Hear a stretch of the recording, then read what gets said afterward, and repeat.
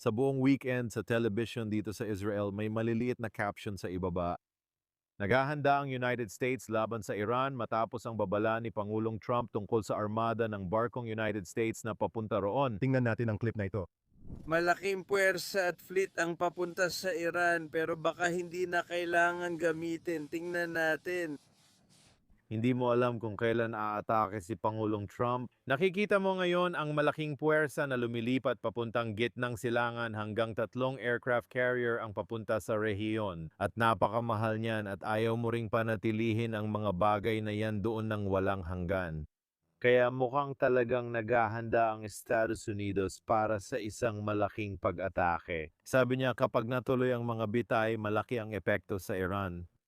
Sa tingin ko, posibleng matinding tamaan pa rin ng Iran kahit hindi natuloy ang mga pagbibitay. Pinag-uusapan natin ang 5,000 hanggang 30,000 kataong pinatay sa kalsada at walang palatandaan na titigil ang rehimeng Iranian. Nakita natin ang palatandaan na alam ng rehimeng Iranian na baka tapos na ang kanilang panahon. May mga ulat ngayong linggo na nagsasabing si Khamenei ay nasa malalalim na underground bunker at tunnel at hindi natin alam kung nagbibigay si Pangulong Trump ng posibleng daan para makaalis si Khamenei. Tama, alam mo nakita natin na si Bashar Assad sa Syria ay nag-exile sa Moscow at alam natin yon.